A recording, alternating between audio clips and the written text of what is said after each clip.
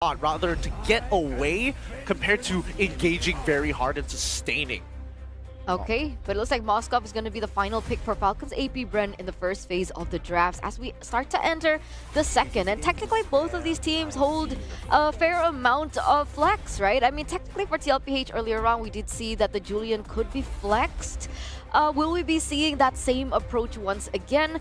Natan now the ban here, they understand that TLPH, they do have a few ace cards up their sleeves. Earlier on, MiddyQT was able to rock in the Beatrix, but this does still see and say that the Roger can still be placed in that gold lane and the Hayabusa banned out. This is a beautiful read coming in from Falcons Apbren, right? Because that means the fact that they're banning out Natan, they have a sneaking suspicion that this Roger might actually go into the gold lane. So they're really going to pinch down on as many gold laners as possible to force Roger into that position. Because now that TLPH are banning out Assassins, if they ban out the Nolan on top of it all, then Falcons Apbren are in a great spot where they have the Julian that can be flexed with no real answers. Yeah, that, and also they're aware that their composition is quite low on range. And against Natan, that can demolish your composition, your formation as well. And to stop it off, wow, very fast bans here from both teams, like Export and Kaja respectively banned out. Terizla? Yeah, I think they want to have the Terizla picked up for themselves, but they also want Falcons Apbren to answer the question: what is it? Where is this Julian going to go? Give us some form of an idea.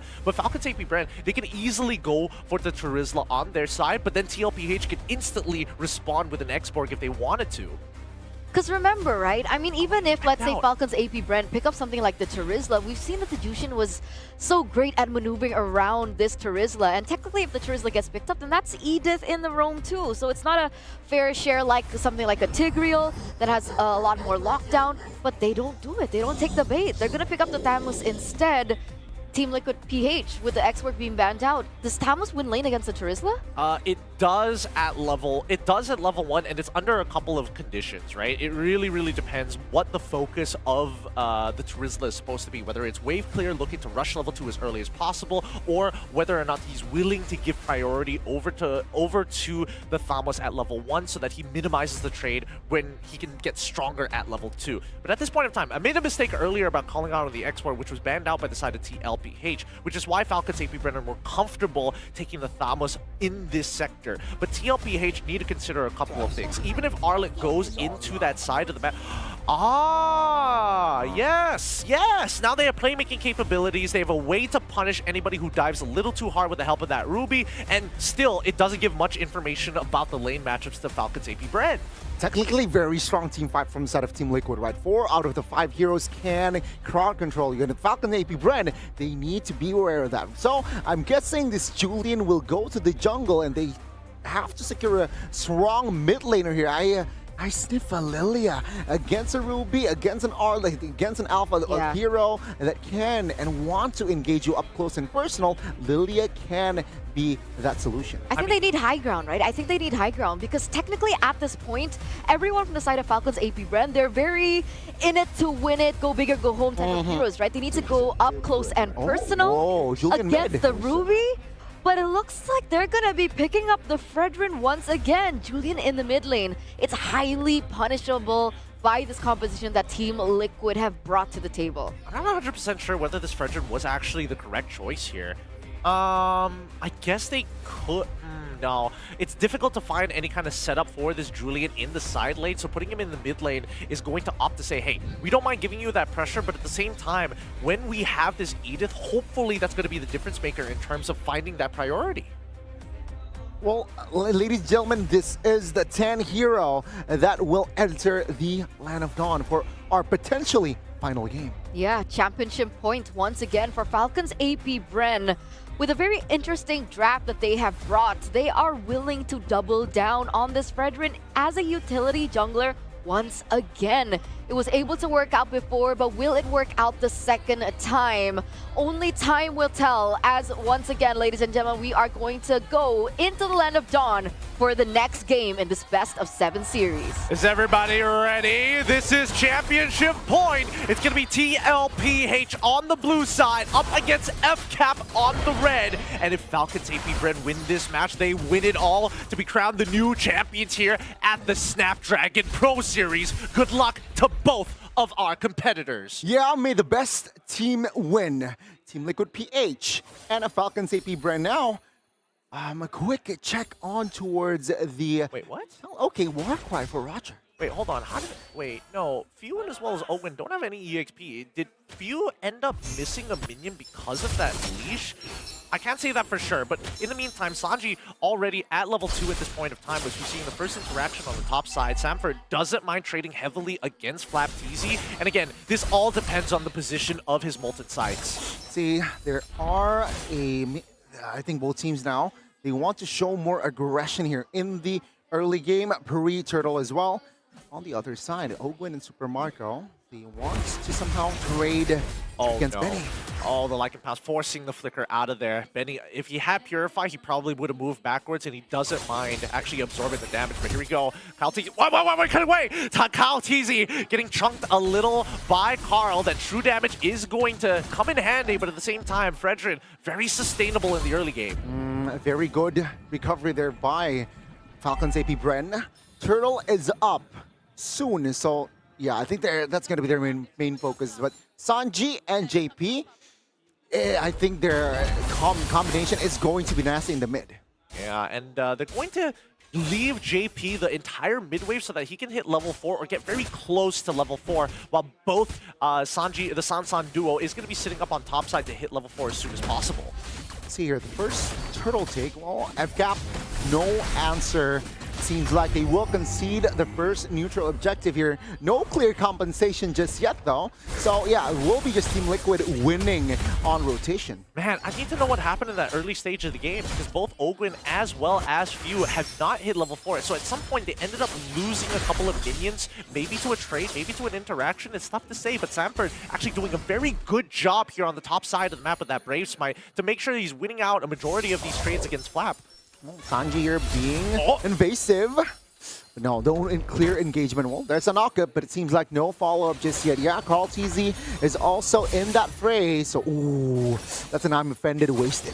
Yep, and Few looking for an opportunity. Final Slash is going to connect onto him. This could be first blood straight away. Samford finds it, and Kyle trades back onto Sanji's side. Vengeance is going to be popped by Flap, but at the same time, you can see that Alpha does not care. He's not opting to hit him. He's chunking Ogwin down with the help of Ruby as well. Ogwin manages to survive just in time, and we finally see the Sky Piercer purchase from Betty QT. Ah, that's a nasty interaction. It's a 1-for-1.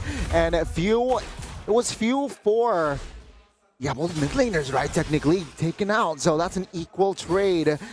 Even balance as well. And you can see here, oh, in the mid side, it's a 2-for-1. Oh, Few, he's trying to get back into Kyle. Oh! He gets a double I'm offended underneath the turret with the flicker. Nice play from JP, forcing Few and as well as Kyle to lose their battle spells. A 2-for-1. Oh, how he wished that Few has no flicker that time. But oh, it's gonna be JP providing vision here for his team as well. Telling that, yeah, Kyle TZ is taking his purple buff, so what are we gonna do? Again, top lane has not been touched. Meanwhile, Roger and Moskov also here. Not much action here. They're just chilling, they're just farming. I mean, with those missing battle spells, TLPH can opt to maybe go for an invade at this point of time. Look at the pressure that they're generating down on this bot side, and they are more than happy to actually team fight against Falcons Apbren now.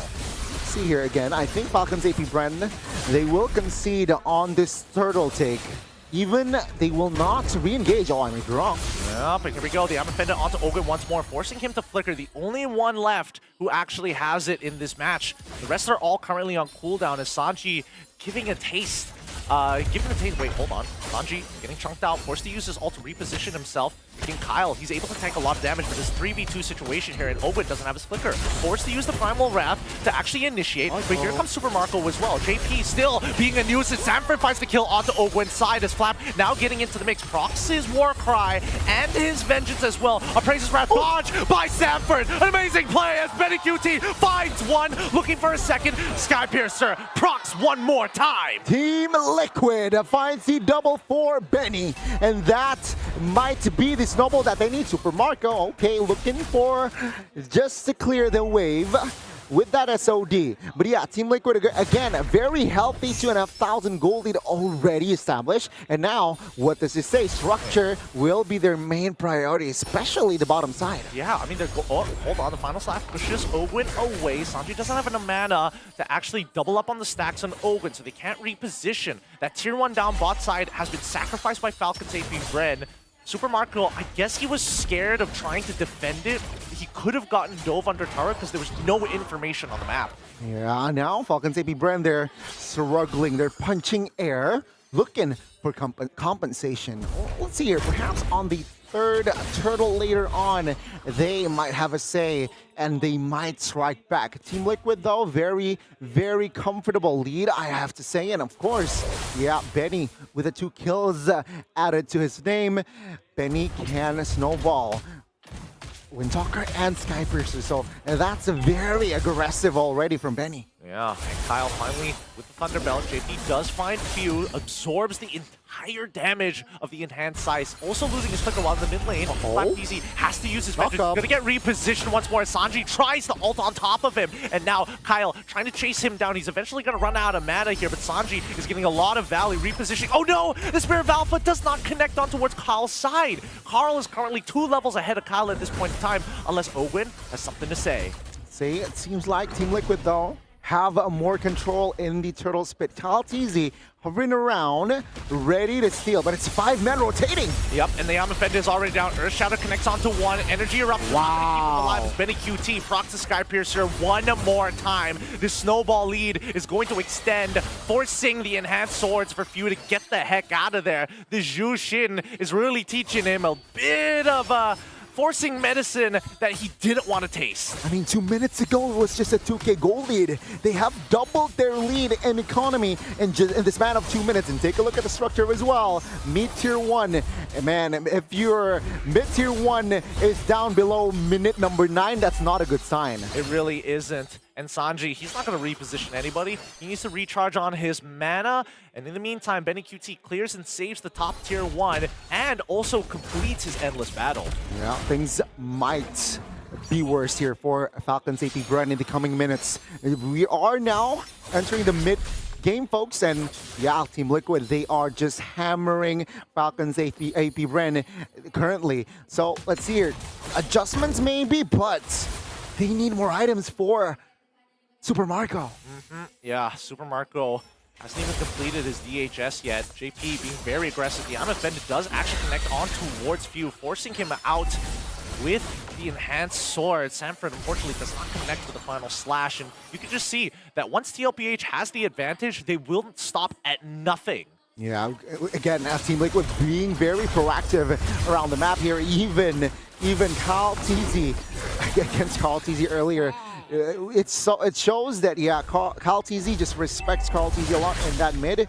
And yeah, for now, all structure here for side of Team Liquid is still standing, though top lane is very weak. So Falcon's Apbren, they want to open that window from that top lane. Yeah, a very passive approach right now from the side of Falcon's Apbren. Again, this is all because TLPH have that 5k lead. A single bad fight could mean the end of all their outer tier turrets.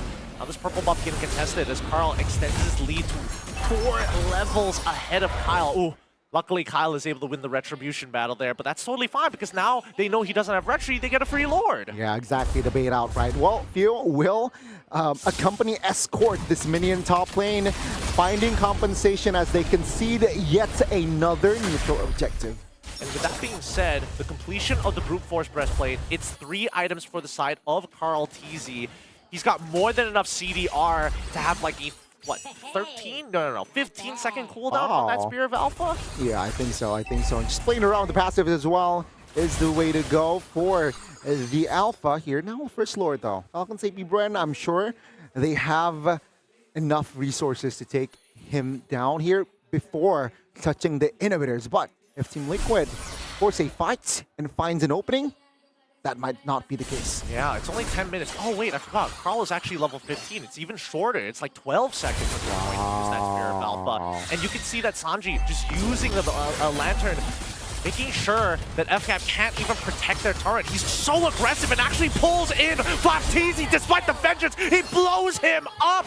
Benny QT finds another kill. Oh, that might be enough for Team Liquid to even get the proper snowball. Ogwin will try to sacrifice himself here, but Benny does not want to give and waste the gold.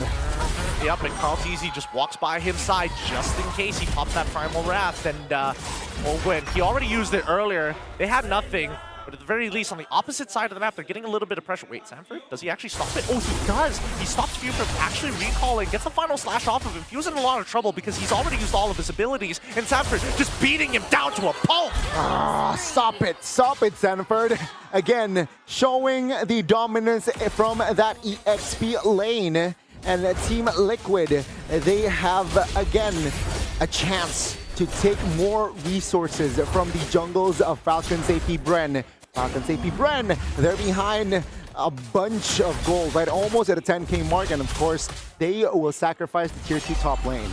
And this is going to set up for a checkmate angle, because that's a BOD completed by Benny QT. If he's not getting these kills, I don't know what's wrong with it. Because it's almost impossible at this point, right? Falcon's Apbren, if they lose an inhibitor, and they're already losing their magic sentry at the same time, this next Lord push is going to be devastating. One good news, though, for Falcon's Apbren, Super Marco, technically online, right? Corrosion, Golden Staff, and DHS, it's ready. Falcon's Apbren, that's also a reason why they are not turtling their base, looking for openings, looking for potential openings off of the back of Super Marco. I think the hardest part is that they can't seem to get past JP. He's been making some incredible plays in the early game here so far. Falcon's Apbren, if they clump up too close together, the I'm Offended is going to get more value than it should.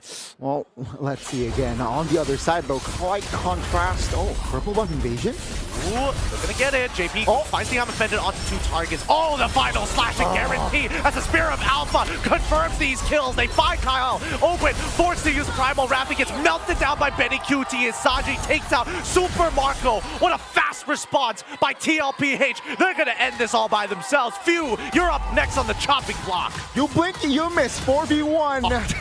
A lot of... yeah, I don't think they can defend this. Who knows? Enhanced swords to try and clear it up, and even the flicker to catch him off guard. GG, well played. A clean game by TLPH to regain confidence for match point. Both teams are now sitting at match point as we're going all the way to game number 7. Ladies and gentlemen, this is the grand finals here at the Snapdragon Pro Series. And once again, TLPH have come back